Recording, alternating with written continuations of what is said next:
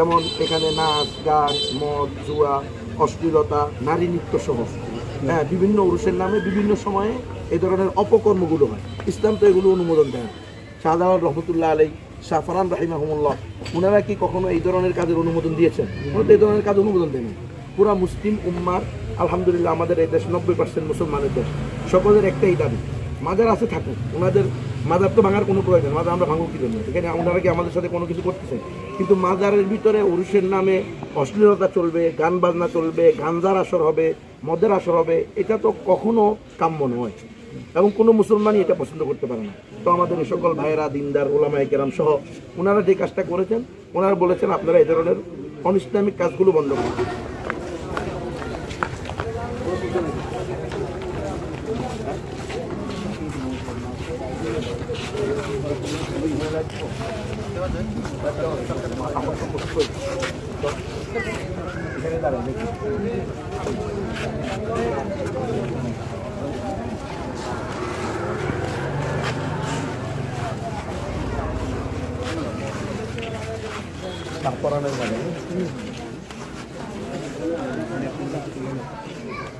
apa nama? Oh asih. Ada apa? Kalau video or.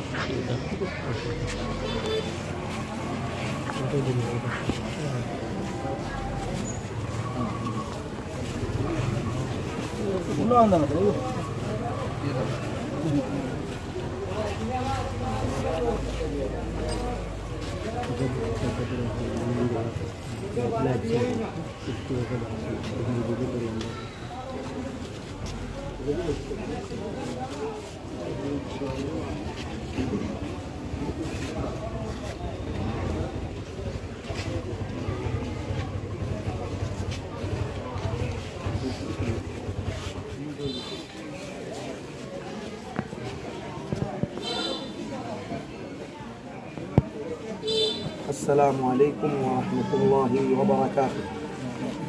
প্রিয় দেশবাসী এবং আমার প্রান্তীয় উম্মাহ, আলহামদুলিল্লাহ আল্লাহ রাব্বুল ইজ্জতের দরবারে লাখো কোটি শুকরিয়া যে আল্লাহ তাআলা আমাদেরকে, আল্লাহ তাআলা তার মনোনীত ধর্ম ইসলাম ধর্ম গ্রহণ করার এবং ইসলাম ধর্মে আল্লাহ তাআলা আমাদেরকে জন্মগতভাবে পাঠিয়ে আমাদেরকে ইসলাম ধর্ম অনুযায়ী জীবনযাপন করার তৌফিক দান করেছেন, আলহামদুলিল্লাহ।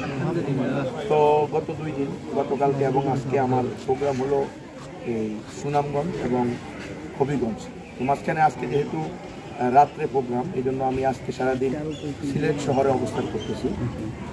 বিভিন্ন ওলামায়ে কেরাম এবং বিভিন্ন ভাইদের সাথে, দিনী ভাইদের সাথে জিয়ারত করতেছি। এর মধ্যে অলিপুরের শিরোমণি শাহ ফরহান রহমতুল্লাহি আলাইহির মাজারও এসেছি পরিদর্শনের উদ্দেশ্য। কারণ কিছুদিন আগে আমরা দেখেছি দেশব্যাপী একটা রটনা রটানো হয়েছে যে বিভিন্ন মানুষ নাকি কে বা কারা বিভিন্ন মাজার ভাঙতেছে। নাউযুবিল্লাহ, মাজার ভাঙবে কী জন্য? মাজার ভাঙার তো কোনো প্রয়োজন নেই।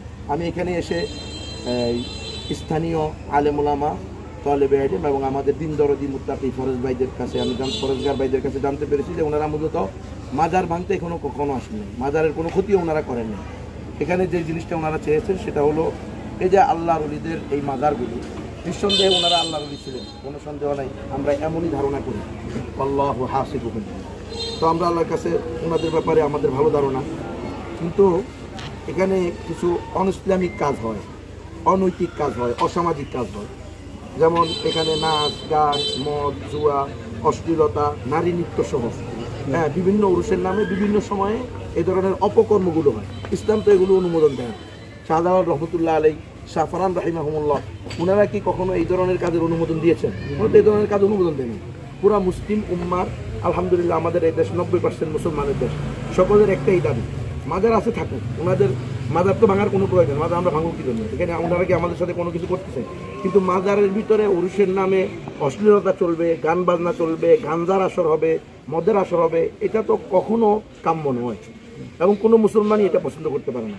তো আমাদের এই সকল ভাইয়েরা, দিনদার, ওলামায়ে কেরাম সহ ওনারা যে কাজটা করেছেন, ওনারা বলেছেন আপনারা এই ধরনের অনইসলামিক কাজগুলো বন্ধ করেন। শাহ ফরহান মাজার কর্তৃপক্ষ ও খাদিম পরিবারের পক্ষ হইতে ওনারা এই সিদ্ধান্ত গ্রহণ করেছেন যে এখন থেকে আর কখনো এই এলাকার লোকজন সহ, ওলামায়ে কেরাম সহ তাদের সাথে সিদ্ধান্ত হয় শিরিক বিদআতের কোনো অবস্থায় এ জায়গায় চলতে দেওয়া হবে না। এবং ওনাদের 3 নম্বর হলো অদ্য হইতে কোনোদিন ব্যক্তিকেন্দ্রিক বা সাপ্তাহিক কোনো উরস হইতে পারিবে না।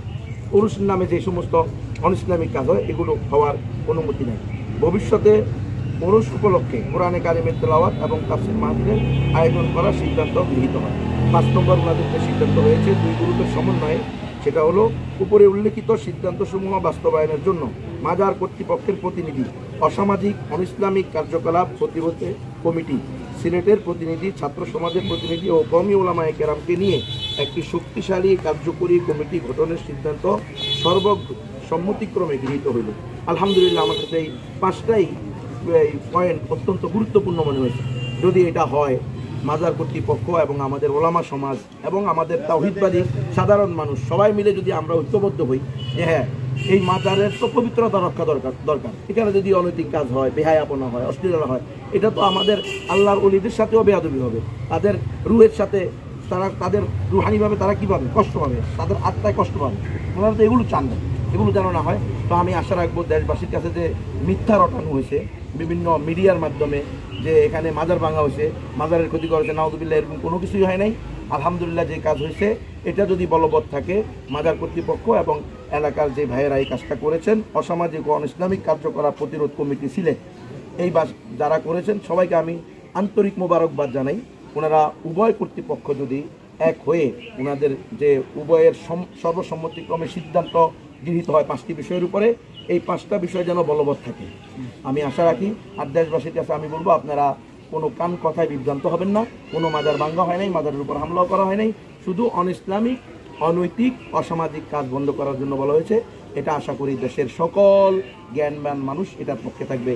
আল্লাহ তাআলা আমাদের সবাইকে হক জানার, হকের উপরে জীবনযাপন করার তৌফিক দান করেন।